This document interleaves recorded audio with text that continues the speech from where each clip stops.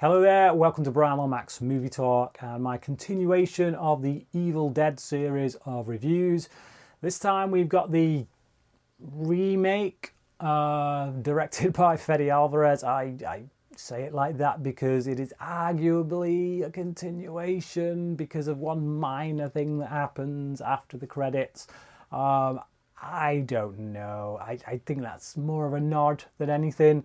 But yeah, you can take this however you wish. Remake, reimagining, continuation, whatever. Fede Alvarez did Don't Breathe, which I think is one of the best horror films in recent times. I kind of stayed away from this one for quite a while because I wanted to make sure I'd checked out the original three beforehand. And yeah, I'd heard a lot of good things about this, saying it's, you know, like one of the scariest films ever. I remember all the trailers and stuff that came out. I will say it's not one of the scariest films ever, but it is good. It is good. I liked it. There's quite a bit of social commentary here, I think. It does what horror movies do best when they're at their best, which is it has something to say. We get this group of teenagers who go out to the woods, to a cabin, and they have a reason to be there beyond, oh, let's go for a party out in the woods like teenagers. You got this one girl who, yeah, she's a drug addict and she wants to come off drugs. She's intending on going cold turkey, so they go out to this place to do it, to perform this kind of cold turkey steps, whatever you want to call it. But when they find the remnants of some kind of voodoo, black magic ritual, whatever it is, they come across the Book of the Dead, and one of them, rather stupidly it must be said, decides to read out some of the words from the book, despite the book telling you numerous times not to do that. So he awakens this evil, which then kind of infests the girl who's going through the drug rehabilitation program, forced, and yeah, at first she just looks like some wacko who is going through withdrawal symptoms, and I think that's a genius stroke there from Alvarez and the writers. Just yeah, because it turns the rest of the film into this look at drug abuse and the healing process for it, and the whole film almost plays like this strange kind of trip through, yeah, getting clean, through the withdrawal process. It's almost like all this evil stuff. You could almost chalk it up to a bad trip, so to speak, and I like that. I like the way the film plays with that, the way it almost puts you into the position of this drug addict going through that process of withdrawal, but through the entertainment of a horror movie. It's really good, it's really effective, and it kind of makes you think considerably about never touching drugs.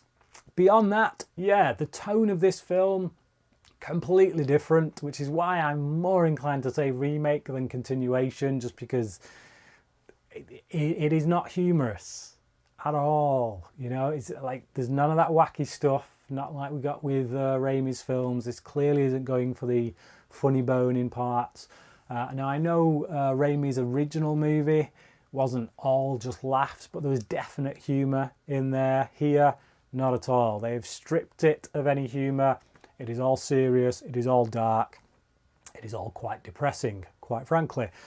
But it works. That I don't tend to like films that are all just like full on darkness and depravity and just bad things happening to people. But this one I kind of liked. Again, that whole drug analogy and metaphor thing that's going on, I think works really well, and I just think that Alvarez does a good job of making me care more about these characters than, say, Raimi did in his films.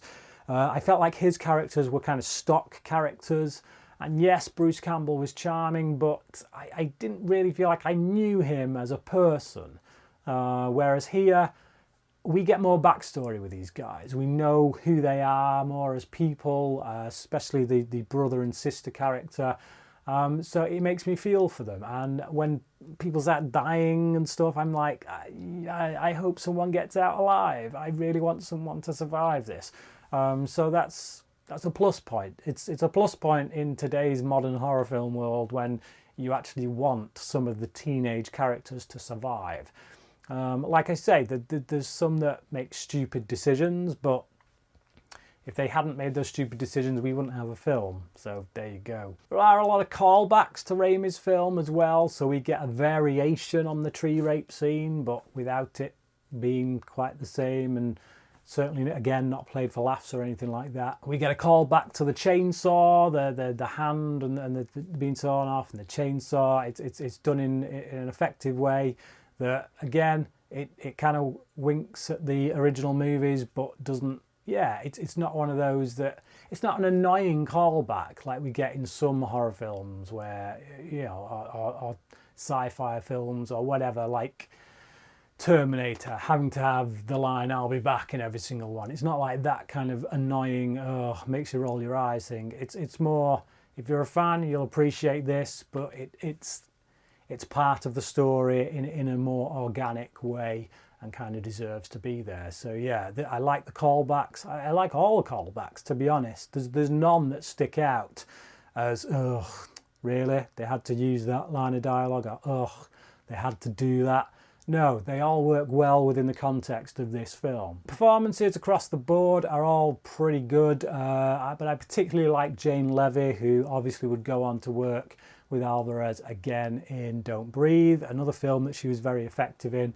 But here, no, she does very good, switching between loads of different characters, really, because when she becomes possessed, she's got to go full-on kind of, yeah, Reagan in exorcist mode, and then, you know, you've got the girl going through drug addiction, recovery and things, and then you've got the stronger character towards the end as she starts to fight back. So she's got a lot on her shoulders, and she manages to pull it off and make me really sympathise with her and care for her. I kind of like Lou Taylor Pucci in this as well. I think that's how you pronounce his name.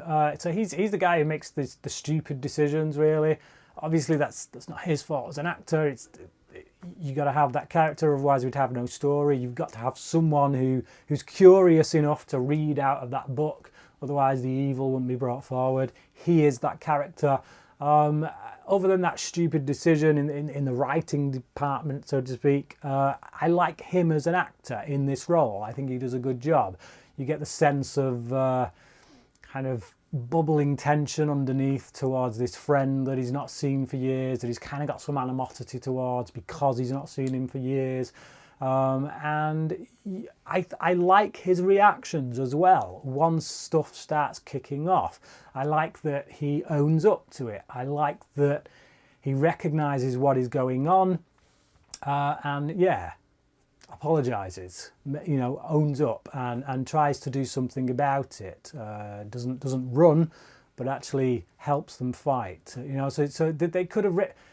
We get characters like this in a lot of horror films. You know, the one who's kind of a douchebag, who makes things happen, makes all the wrong things happen, and then when that stuff happens, either runs or pushes other people in the way. And, you know, just normally I think the temptation would be there to up the douchebag factor on this guy, but they don't. You know, he's got a genuine reason to be slightly aggressive towards one of the characters because he feels abandoned by them.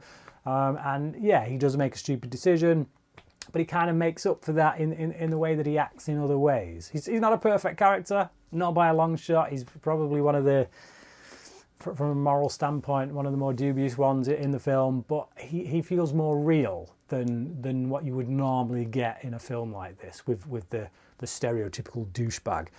So yeah, and I like the performance that the actor brings to it. I think without the way he plays it maybe wouldn't be as likeable. There are times in the film when the violence does get a little bit just too full on for my liking personally. Like I say, I'm not really into the whole torture porn stuff.